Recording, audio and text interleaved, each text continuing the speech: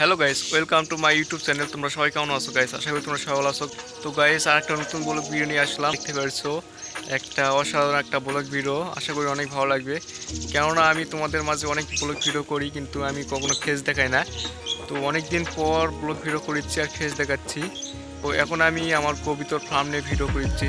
তো নিয়মিত আমি কবিতার ফার্মের ভিডিও দিচ্ছি গাইস।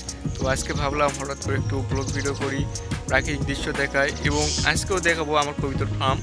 তো আজকে আমি সরাসরি তোমাদেরকে দেখাবো এবং আমার ফেস দিয়ে আমি শুরু করেছি। একটু মাঠের দিকে আইসি, দেখতে পারিচ্ছ কয়েকদিন ধরে যা বৃষ্টি হচ্ছে, অনেক বৃষ্টি হচ্ছে। আর তোমরা তো জানোই অনেক রোদ গরম ছিল, আর এই কয়েকদিন ধরে অনেক বৃষ্টি হচ্ছে। তো বৃষ্টির কারণে কোথাও যাওয়া যাচ্ছে না, বের হওয়া যাচ্ছে না। তাই ভাবলাম একটু মাঠের দিকে আসি আর একটা ব্লগ ভিডিও করি আর তোমাদের সঙ্গে শেয়ার করি গাইস। তো সেজন্য মাঠের দিকে আসলাম আর একটা ভিডিও করছি, তোমাদের সঙ্গে শেয়ার করছি গাইস। আশা করি অনেক ভালো লাগবে তোমাদেরকে।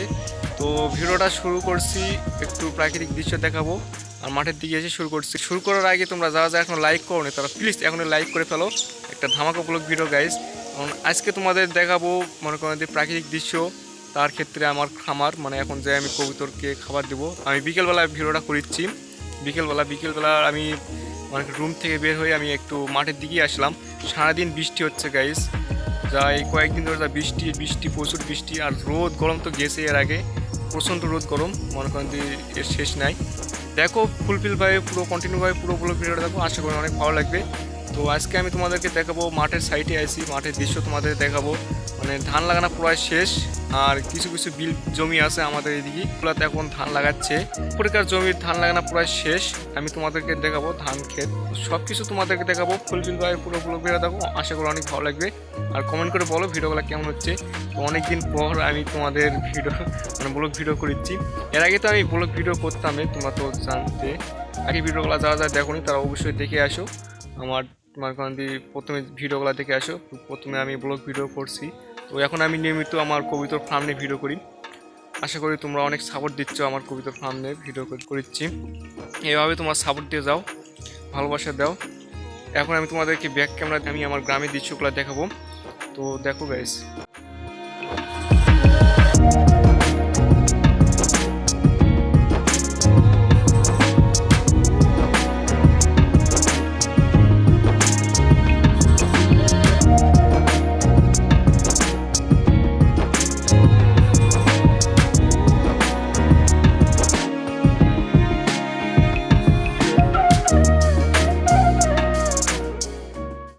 তোমাদেরকে সিনেমা শটটা কেমন লাগলো? আশা করি অনেক ভালো লাগছে তোমাদেরকে। তো ভালো লাগলো অবশ্যই কমেন্ট করে বলতে পারো কেমন হয়েছে সিনেমা শটটা। তো গাইস, এখন আমি বাইরের দিকে রওনা দিব, কেননা এখন যাই আমি কবিতাকে খাবার দেবো। আর একটু করে বৃষ্টি পড়ছে, জোরে জোরে বৃষ্টি পড়ছে, সেই জন্য আমি এখন বাইরের দিকে রওনা দিব, যাই এখন কবিতাকে খাবার দিব। ভিডিওটার সঙ্গে থাকো, আশা করি অনেক ভালো লাগবে। কবিতরগুলোকে আমি কীভাবে খাবার দিই আগের ভিডিও তোমরা দেখছো, এখন আমি কীভাবে খাবার দিই তোমরা দেখো কন্টিনিউভাবে। তখন বৃষ্টি পড়ছে, খাবার একটু দেওয়ার একটু সমস্যা, কেননা আমি উপরে খাবার দিই, নিচে তখন খাবার দেওয়া যাবে না, কেননা কাদা হয়ে গেছে মাটি। তো উপরে আমি এখন খাবার দিব। তো তোমাদেরকে দেখাবো, ভিডিওটা কন্টিনিউভাবে দেখো। এখন আমি যে খাবার দিব, একটু করে বৃষ্টি পড়ছে, জোরে জোরে বৃষ্টি পড়ছে।